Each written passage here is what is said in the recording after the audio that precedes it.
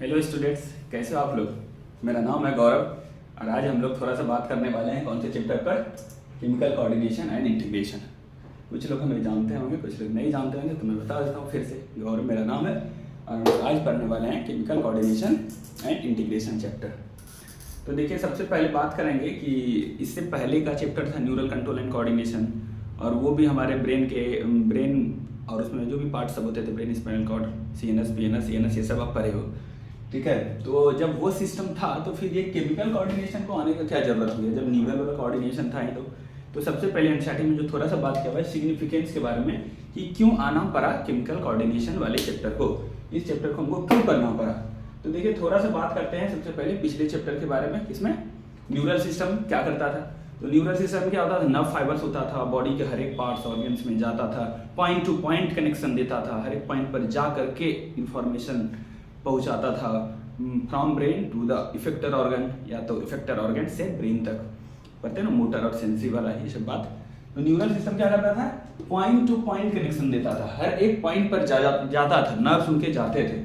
तो उससे होता क्या था, उससे क्या बेनिफिट था, उससे था रैपिड कोऑर्डिनेशन होता था अमॉन्ग्स ऑर्गन, ठीक है। पॉइंट टू पॉइंट कनेक्शन जा करके अगर मैसेज दिया जाएगा वायर के थ्रू, वायर के जैसे, तो बहुत फास्ट हो जाएगा। इसीलिए यहाँ पर है कि रैपिड कोऑर्डिनेशन होता था ऑर्गन्स में। लेकिन ये देखो यार, अब हर एक सेल्स तक तो नर्व फाइबर पहुंच नहीं सकते हैं, हर एक सेल्स तक नर्व फाइबर पहुंचे ये यहाँ पर, but nerve fibres do not innervate all the cells of the body. हर एक सेल तक क्या नर्व फाइबर पहुंच नहीं पाएंगे, तो उसके लिए क्या करना पड़ेगा। इसीलिए हमारे बॉडी में एक स्पेशल तरीके के कोऑर्डिनेशन सिस्टम डेवलप किए गए, स्पेशल तरीके के, स्पेशल काइंड ऑफ कोऑर्डिनेशन और इंटीग्रेशन हमारे बॉडी को दिया गया नेचर के द्वारा। और ये क्या है, तो ये कहता है कि ये special type of coordination integration जो है, ये कौन कैरी आउट करता है, ये करता है केमिकल्स, जिसको हम लोग बोलते हैं हार्मोन्स, ठीक है। अब देखो यार, तो इसका मतलब क्या हो गया, न्यूरल सिस्टम तो था ही, न्यूरल सिस्टम तो था ही हमारे बॉडी के सारे फंक्शन को कंट्रोल करने के लिए। और बाद में मैंने किसको लाया, बाद में लाया हम लोगों ने केमिकल कोऑर्डिनेशन, यानी कि ये कौन सा सिस्टम है, यह है इंडोक्राइन सिस्टम। क्या है, इंडोक्राइन सिस्टम। हम लोग जानते हैं कि हार्मोन्स कहां से बनते हैं, इंडोक्राइन ग्लैंड से बनते हैं। तो न्यूरल सिस्टम पहले से था, इंडोक्राइन सिस्टम फिर बाद में आया कोऑर्डिनेट करने के लिए। इसीलिए हमारे बॉडी के सारे फिजियोलॉजिकल फंक्शंस कैसे कंट्रोल होते हैं, इसीलिए यहाँ पर लिखा हुआ है physiological functions of our body. हमारे बॉडी के जो सारे फिजियोलॉजिकल फंक्शंस हैं, यहाँ पर all physiological functions of our body are regulated by, कैसे रेगुलेट होता है, दो सिस्टम मिल करके करता है। कौन सा वो दो सिस्टम है, बता दो जल्दी से। तो neural system and yes endocrine system, neural system and endocrine system jointly, ये दोनों मिलकर के हमारे बॉडी के सारे फिजियोलॉजिकल फंक्शन को कंट्रोल करते हैं, ठीक है। तो अब क्या करने वाले हैं, अब हम लोग इसके बाद करने वाले हैं, थोड़ा सा बात करेंगे इंडोक्राइन ग्लैंड्स क्या होते हैं और हार्मोन्स क्या होते हैं, थोड़ा सा बात फटाफट करेंगे। ये सब टॉपिक बड़ा आसान होता है, ठीक है। हम लोगों को फटाफट थोड़ा सा बात करके हम लोग प्रॉपर जो है इंडोक्राइन ग्लैंड्स को स्टार्ट करने वाले हैं। अभी थोड़ा सा इंट्रो वाला पार्ट चल रहा है, फिर एक एक करके हम लोग सारे इंडोक्राइन ग्लैंड्स को पढ़ने वाले हैं, जो कि सबसे पहले हाइपोथैलेमस पर आएंगे उसके हिसाब से। तो थोड़ा सा पहले हम लोग बात कर लेते हैं endocrine glands and hormone. Endocrine glands and hormones. तो सबसे पहले बता दो यार, इंडोक्राइन ग्लैंड्स क्या होता है, आप लोग सब जानते हो क्या sir, ductless gland. Ductless gland मतलब ऐसा gland, glands that lack ducts, ऐसा ग्लैंड जिसके पास डक्ट्स नहीं होता है। डक्ट्स मतलब नली नहीं होता है कि कोई केमिकल बनाएगा तो किसी दूसरे जगह जाकर के वो डिपॉजिट करे, दूसरे जगह जाकर के रिलीज करे, वो जहां पर बनाएगा वहीं पर रिलीज हो जाएगा, ग्लैंड दैट लैक डक्ट्स। और इसी ग्लैंड, इंडोक्राइन ग्लैंड के सेक्रेशन को क्या बोलते हैं हम लोग, इसके सेक्रेशन को ही हम लोग बोल देते हैं क्या, secretion is known as hormone. जो केमिकल ये बनाता है उसको हार्मोन्स बोल देते हैं। तो सबसे पहले अब हम लोग बात करने वाले हैं इसमें क्या, हार्मोन्स के बारे में, ठीक है। तो हार्मोन्स कितने तरीके के, हार्मोन्स का सबसे पहले डेफिनेशन पर आते हैं। सबसे पहले आते हैं हार्मोन के डेफिनेशन पर, डेफिनेशन। अब देखो यार, हार्मोन्स का डेफिनेशन पहले कुछ और था, अभी कुछ और है, ठीक है। इसीलिए तो इसको एनसीईआरटी बताता है कि दो तरह का डेफिनेशन है। पहले जो था इसका क्लासिकल डेफिनेशन था, क्या था, क्लासिकल डेफिनेशन था। देखो यार, क्लासिकल डेफिनेशन था, इसमें कुछ नए नए मॉलिक्यूल्स भी आए हैं, नए नए केमिकल्स भी हैं जो कि हार्मोन की तरह एक्ट करते हैं, लेकिन वो इंडोक्राइन ग्लैंड से सेक्रीट नहीं होते हैं। इसीलिए नया करंट वाला अभी वाला करंट साइंटिफिक डेफिनेशन लाया गया, फिर थोड़ा सा मॉडिफाई करके करंट साइंटिफिक डेफिनेशन लाया गया। तो दोनों डेफिनेशन को हम लोग देखेंगे। पहले देख लेते हैं कि क्लासिकल डेफिनेशन क्या था, यानी पहले डेफिनेशन क्या था हार्मोन्स का, फिर चेंज करके साइंटिफिक डेफिनेशन क्या बनाया गया। तो पहले हम लोग बात करते हैं क्लासिकल डेफिनेशन के बारे में। समझ में आया ना, इंडोक्राइन ग्लैंड से हार्मोन क्या बने, ऐसा ग्लैंड जो डक्लेस ग्लैंड होता है, डक्लेस ग्लैंड यानी कि जिसके पास डक्ट्स नहीं होते हैं, ठीक है, मतलब उसको अपना सेक्रेशन अपने सराउंडिंग में ही गिराना पड़ेगा, सराउंडिंग ब्लड मीडियम जो हो उसमें, और उसके सेक्रेशन को हार्मोन बोलते हैं। उसका दो तरह का डेफिनेशन है, क्लासिकल डेफिनेशन और करंट डेफिनेशन जो साइंटिफिक है। तो हम लोगों को यही इसी पर फोकस करना है, करंट साइंटिफिक डेफिनेशन पर, लेकिन एनसीईआरटी में ये लिखा है तो एक बार इसका बात हम लोग कर लेंगे। तो सबसे पहले हम लोग बात करने वाले हैं classical definition.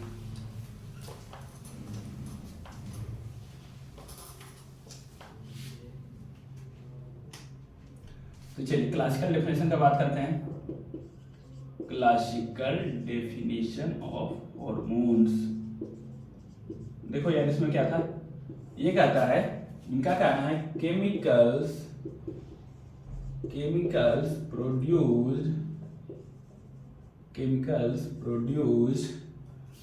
Bye endocrine gland,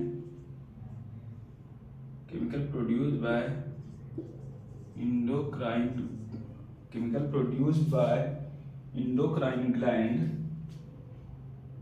gland and released into blood and transported to distantly located target organs। ठीक है, तो इसका क्या करना है, सबसे देखो क्लासिकल डेफिनेशन में सबसे पहला ही पॉइंट क्या लिखा है इन्होंने, लिखा है chemicals produced by endocrine gland. इसी मॉडिफिकेशन को करंट डेफिनेशन में चेंज किया गया है। नया डेफिनेशन जब देखेंगे, करंट साइंटिफिक डेफिनेशन जब देखेंगे तो उसमें ये टर्म है ही नहीं, इंडोक्राइन ग्लैंड। इसका मतलब है कुछ ऐसे केमिकल्स जो proper endocrine gland, organised endocrine gland से नहीं सेक्रीट होते हैं, फिर भी वो उस केमिकल्स को हम लोग हार्मोन कह सकते हैं। इसी को हटाया जाएगा, इसी को थोड़ा सा मॉडिफाई किया जाएगा करंट डेफिनेशन जो साइंटिफिक डेफिनेशन है। क्या बोला, केमिकल्स प्रोड्यूस बाय कौन बनाएगा, इंडोक्राइन ग्लैंड। रिलीज कौन किया जाएगा, रिलीज इनटू द ब्लड। क्यों, क्योंकि ये तो इंडोक्राइन ग्लैंड डक्टलेस ग्लैंड होते हैं, तो उसके पास कोई डक्ट नहीं है कि कहीं और जाकर के रिलीज करे। और क्या बोला, transported to distantly located target organ. इसका टारगेट ऑर्गन जिस पर इसको फंक्शन करना है, एक्शन करना है, वो दूर होता है, वहां जाकर के वो एक्शन करता है। तो ये तो क्लासिकल डेफिनेशन था। थोड़ा सा हम लोग बात कर लेते हैं करंट डेफिनेशन का। Current scientific definition, current scientific definition क्या हार्मोन का, तो इसका कहना है hormones are non nutrient chemicals. क्या ये केमिकल है, लेकिन ये कोई न्यूट्रिशन नहीं देता है। नॉन न्यूट्रिएंट केमिकल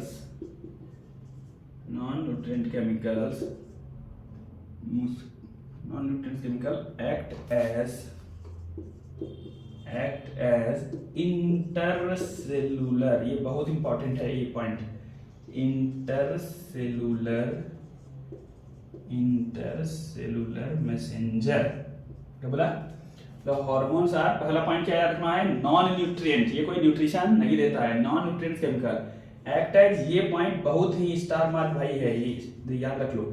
इंटरसेलुलर, तुम्हें कंफ्यूज किया जाएगा, इंटर को यहाँ पर इंट्रा लिख दिया जाएगा ऑप्शन में और गलत कराया जाएगा, याद रखना है, ये गलती मैं एक बार कर चुका हूँ, आपको नहीं करना है। इंटरसेलुलर मतलब दो सेल के बीच में, एक सेल से यहाँ का ये रिलीज होगा और दूसरे पर जाकर के एक्शन करेगा, ठीक है। इंट्रासेलुलर यहाँ पर लिखेगा तो वो इनकरेक्ट हो जाएगा, याद रखिएगा। Act as intercellular messenger and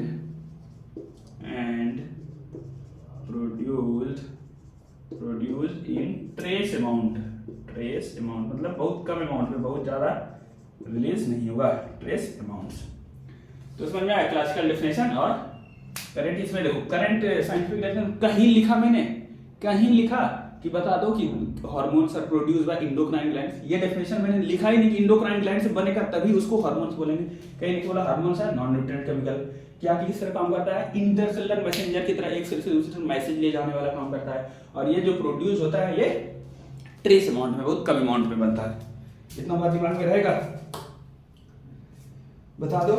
चलो ठीक है, थोड़ा सा जैसे बात कर लेते हैं इंडोक्राइन ग्लैंड के बारे में कि इंडोक्राइन ग्लैंड जो है ये कैसा होता है इनवर्टिब्रेट में, ठीक है, इनवर्टिब्रेट्स में और इनवर्टिब्रेट्स में, और दूसरा ये दिखेगा क्या, वर्टिब्रेट्स और वर्टिब्रेट्स। वर्टिब्रेट्स में कैसा होगा और इनवर्टिब्रेट्स में कैसा होगा। तो देखिए इनवर्टिब्रेट्स में जो इंडोक्राइन सिस्टम होता है, इंडोक्राइन सिस्टम होता है वो बहुत ही सिंपल होता है, वेरी सिंपल, उतना डेवलप नहीं होता है, वेरी सिंपल। वेरी सिंपल का मतलब क्या होगा, फ्यू हार्मोन्स, मतलब कुछ ही हार्मोन्स होगा इसके पास, कुछ ही केमिकल्स है जो हार्मोन्स की तरह काम करते हैं। और इसमें क्या हुआ, इसमें वेल डेवलप्ड है, वेल डेवलप्ड है इंडोक्राइन सिस्टम, किसमें, वर्टिब्रेट्स में वेल डेवलप्ड है। तो वेल डेवलप्ड हो जाएगा तो क्या हो जाएगा, वेल डेवलप हो जाएगा तो इसमें बहुत सारे मेनी हार्मोन्स हो जाएंगे, दिख रहे हैं ना, मेनी हार्मोन्स, वेल डेवलप्ड। यहाँ पर लिखता हूँ मेनी हार्मोन्स, मेनी हार्मोन्स। समझ में आया इतना बात? इतना बात अगर हम लोग समझ गए तो अब हम लोग आगे बढ़ेंगे और बात करेंगे ह्यूमन इंडोक्राइन सिस्टम, मतलब ह्यूमन इंडोक्राइन सिस्टम में कौन कौन से ग्लैंड्स आते हैं। एक बार जल्दी से करो, क्लासिकल डेफिनेशन क्या है, chemical produce by endocrine gland release into blood. तीन ही बात तो याद रखना है, केमिकल प्रोड्यूस, क्लासिकल डेफिनेशन पहले क्या डेफिनेशन हुआ था, chemical produce by endocrine gland, मतलब इंडोक्राइन ग्लैंड से बनेगा। दूसरा बात क्या बोला, release into the blood, blood में रिलीज हो जाएगा और ट्रांसपोर्ट होगा डिस्टेंटली लोकेटेड टारगेट ऑर्गन, जो कि टारगेट ऑर्गन बहुत दूर में लोकेटेड है, वहां पर ट्रांसपोर्ट हो जाएगा। चलो करंट डेफिनेशन में ये कहीं नहीं बोला प्रोड्यूस बाय इंडोक्राइन ग्लैंड, जब ये नहीं बोला कि प्रोड्यूस बाय, ये टर्म नहीं बोला, इसका मतलब क्या हो जाएगा, many other chemicals, many other chemicals which are not produced by well organized endocrine glands can also be included under hormones। समझ में आया, जो कि प्रॉपर इंडोक्राइन ग्लैंड से नहीं बनता है उसको भी हम लोग हार्मोन्स कह सकते हैं। ये नए डेफिनेशन से पता चला, many other chemicals can be also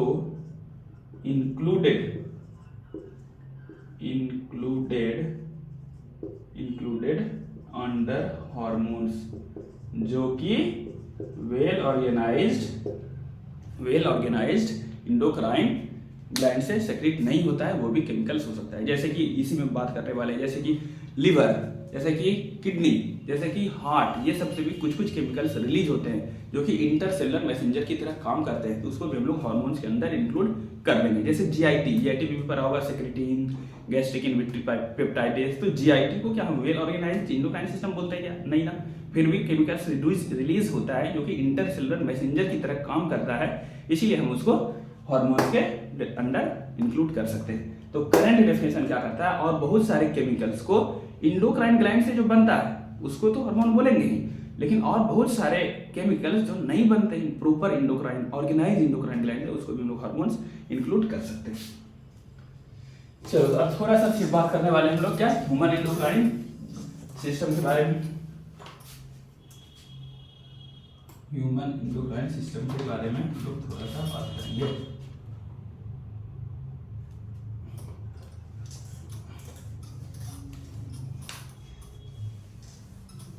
तो बता दो ह्यूमन इंडोक्राइन सिस्टम में क्या होगा। तो ह्यूमन इंडोक्राइन सिस्टम में बहुत सारे इंडोक्राइन ग्लैंड्स होने वाले हैं। तो देखो यहाँ पर ह्यूमन इंडोक्राइन सिस्टम, ह्यूमन पर आ जाते हैं, हम लोग पढ़ रहे हैं ह्यूमन फिजियोलॉजी, तो ह्यूमन की बात करेंगे। तो चलो ह्यूमन इंडोक्राइन सिस्टम में हम लोग क्या करते हैं, हम लोग सारे ग्लैंड्स का नाम लिख लेते हैं, कौन कौन सा ग्लैंड्स है, ऊपर से नीचे की तरफ। हेड रीजन में जाएंगे, फिर थॉरैक्स रीजन में जाएंगे, एब्डोमेन में जाएंगे। तो चलो बताओ तो हेड रीजन में कौन कौन से ग्लैंड है, कौन कौन से इंडोक्राइन ग्लैंड है। तो हेड रीजन में सबसे ऊपर से आओगे तो चलो हम लोग बात करते हैं, पहला है हाइपोथैलेमस। क्या है, हाइपोथैलेमस। फिर बोलो, फिर है पीनियल ग्लैंड। क्या है, पीनियल ग्लैंड। उसके बाद बताओ, उसके बाद हो जाएगा पिट्यूटरी ग्लैंड, पिट्यूटरी ग्लैंड। ये तीनों कहाँ हो गया, ये तीनों हो गया हेड रीजन। ठीक है, उसके बाद कहाँ थोरैक्स में आ जाते हो, तो नेक और नीचे थोरैक्स में, तो नेक रीजन में आपको पहले मिलेगा थायराइड ग्लैंड, उसके बाद पाराथायरॉइड, उसके बाद क्या मिलेगा आपको, मिलेगा थाइमस ग्लैंड, जो कि ओल्डर एज में डीजेनरेट हो जाता है, कम एज में रहता है, बच्चों में रहता है, फिर एज बढ़ने के साथ साथ डीजेनरेट हो जाता है। तो ये कहाँ मिल गया आपको, ये मिल गया थोरैक्स रीजन में। उसके बाद कौन से रीजन में आ जाते हैं हम लोग, एब्डोमेन रीजन में आ जाते हैं। तो एब्डोमेन रीजन में क्या क्या मिलेगा हम लोगों को, मिलेगा पैनक्रियास, क्या मिलेगा, पैनक्रियास।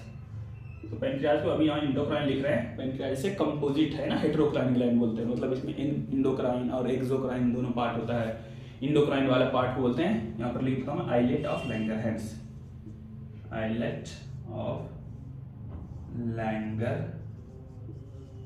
ये इंडोक्राइन पार्ट हो गया। ठीक है, और उसके बाद जाएंगे तो किडनी के ऊपर, जिसको कि सुप्रारीनल ग्लैंड या एड्रिनल ग्लैंड बोलते हैं, एड मतलब एड वायर, रीनल मतलब किडनी के ऊपर एड वायर, एड्रिनल ग्लैंड या इसे बोलते हैं सुप्रारीनल ग्लैंड, मतलब ऊपर किडनी के। और उसके बाद अगर मेल है तो टेस्टिस,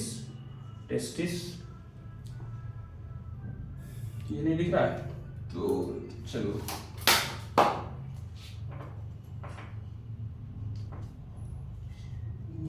तो ये एड्रिनल या सुप्रारीनल ग्लैंड हो गया। और क्या हो जाएगा, एंड लास्ट में, एंड आगे कर देता हूँ भैया, अगर मेल है तो उसमें टेस्टिस और फीमेल है तो ओवरी। ठीक है, तो ये हो गया, कितना हो गया, यहाँ पर हो गया 3, यहाँ पर भी हो गया 3, और यहाँ पर भी हो गया 3। पैनक्रियास, एड्रिनल, सुप्रारीनल और टेस्टिस ओवरी। टेस्टिस किसमें बताओ, मेल में, ओवरी किसमें बोलो, फीमेल में। तो इतने सारे ग्लैंड्स हैं जो ह्यूमन इंडोक्राइन सिस्टम में इंक्लूडेड होंगे। लेकिन सुनो यार ध्यान से, इसके अलावा एक्स्ट्रा क्या, जो ये सब क्या होगा, ये सब को बोलेंगे ऑर्गेनाइज्ड इंडोक्राइन ग्लैंड। क्या बोलेंगे, ऑर्गेनाइज्ड इंडोक्राइन ग्लैंड, मतलब इंडोक्राइन ग्लैंड ये एकदम ऑर्गेनाइज्ड है, प्रॉपर इंडोक्राइन ग्लैंड है। लेकिन एक्स्ट्रा मतलब जो प्रॉपर इंडोक्राइन ग्लैंड नहीं है, वो भी कुछ केमिकल सेक्रेट करते हैं जो इंटरसेलुलर मैसेंजर की तरह काम करते हैं। जैसे सुनो, जैसे जीआईटी मतलब gastro intestinal tract, lymph canal का कोई पार्ट। उसके बाद बोलो जैसे हार्ट ले लो, ठीक है, हार्ट से जैसे क्या आता है, एएनएफ, सुना एएनएफ, जैसे पढ़ने वाले हम लोग लास्ट में। उसके बाद किडनी ले लो, किडनी से भी कुछ केमिकल सेक्रेट होता है, जैसे कि लोग पढ़ने वाले हैं रेनिन, ठीक है, इरिथ्रोपोएटिन, यहाँ पर मैं ले लेता हूँ इरिथ्रोपोएटिन, ठीक है। और फिर ले लो लीवर से भी कुछ देखने वाले हैं, एंजियोटेंसिन आएगा वहाँ से, ठीक है। तो ये सब एक्स्ट्रा है जो कि वेल ऑर्गेनाइज्ड, यहाँ पर लिखा हूँ not well organised endocrine gland नहीं है वेल ऑर्गेनाइज्ड, ठीक है। फिर भी ये हॉर्मोन्स केमिकल सेक्रेट करते हैं, ठीक है। तो अब हम लोग क्या करने वाले हैं नेक्स्ट वीडियो में, सीक्वेंशियल वे में क्या करने वाले हैं, एक एक करके हम लोग करने वाले हैं। तो स्टार्ट करेंगे हाइपोथैलेमस से, उसके बाद पिट्यूटरी, इस हिसाब से आगे बढ़ते चलेंगे और सारे एक एक करके ग्लैंड्स को लेंगे और कंप्लीट करेंगे। Thank you. आप लोग बताइए कि आप लोगों को वीडियो कैसा लगा, ठीक है। कुछ इम्प्रूव करना है, कुछ और सजेशन आप दे सकते हैं, कुछ और हेल्पफुल क्या हो आपके लिए, कुछ जो कहना चाहते हैं कमेंट में जरूर बताइए। Thank you.